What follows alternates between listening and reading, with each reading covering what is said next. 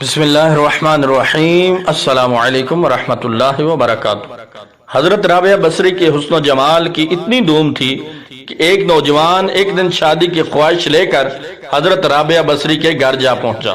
ابتدا میں حضرت رابعہ بصریہ رحمہم اللہ تعالی کے حسن و جمال کی دھوم مچی ہوئی تھی، مگر جوانی کے شب و روز انہوں نے یاد الہی میں گزار دیے۔ ان کے چہرے پر پاکیزگی کا ایک ایسا نقاب تھا کہ دیکھنے والوں کی نگاہیں خود بہت جھک جاتی تھیں۔ اسی زمانے میں ایک نوجوان نے انہیں رات کے وقت ایک قبرستان میں چاند کی طرح دھمکتے دیکھا۔ وہ آپ رحمت اللہ تعالی علیہ کو کوئی غیر مری خیالی مخلوق سمجھ کر بھاگ کھڑا ہوا، لیکن دوسری صبح جب وہی چہرہ اسے بصرہ کے ایک بازار میں نظر آیا تو وہ عقل و خیرت سے ہاتھ دھو بیٹھا اور رات دن اس کے تصور میں رہنے لگا۔ آخر دل کے ہاتھوں مجبور ہو گیا تو لوگوں سے پتہ پوچھتا ہوا حضرت رابعہ بصریہ کے گھر جا پہنچا۔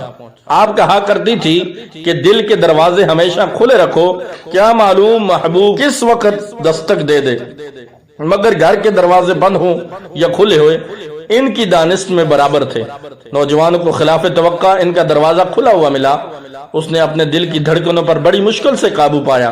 رات کا وقت تھا، اندر چراغ روشن تھا۔ یہ سوچ کر بے باکی سے اندر داخل ہو گیا کہ حال دل سنا دینے میں کیا حرج ہے، زیادہ سے زیادہ انکار ہی تو ہو جائے گا۔ واپسی کا دروازہ بہرحال کھلا ہوا ہے، لیکن جب وہ اندر پہنچا تو وہاں کوئی نہیں تھا، البتہ چھت سے ایسی پرسوز آواز آ رہی تھی جیسے کوئی زیر لب ہجر کا رونا رو رہا ہو۔ نوجوان تیزی سے زینے چڑھ گیا۔ حضرت رابعہ بصریہ عشاء کی نماز سے فارغ ہو کر ثنا خوانی کر رہی تھی۔ پروردگار، ستارے روشن ہو گئے، لوگ سو گئے، بادشاہوں نے دروازے بند کر لیے، ہر محبوب اپنے محبوب سے محو راز و نیاز ہے اور میں تیرے سامنے کھڑی ہوں۔ نوجوان پر سکتہ طاری ہو گیا۔ اسی اثناء میں حضرت رابعہ بصری نے پلٹ کر اسے ایسی قہر آلود نظروں سے دیکھا کہ اس کی زبان گونگی ہو گئی۔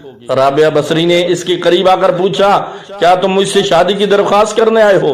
نوجوان نے لرزتے ہوئے ہاتھ سے اپنی زبان کی طرف اشارہ کیا۔ وہ بول نہیں سکتا۔ حضرت رابعہ بصری نے کہا، اس سے پہلے کہ زبان کی طرح تیرا دل بھی چپ ہو جائے، تو جس راستے سے آیا ہے اس راستے سے لوٹ جا۔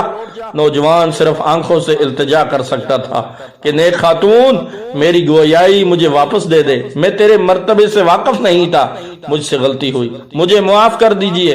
لا علمی ہمیشہ قابل معافی ہوتی ہے۔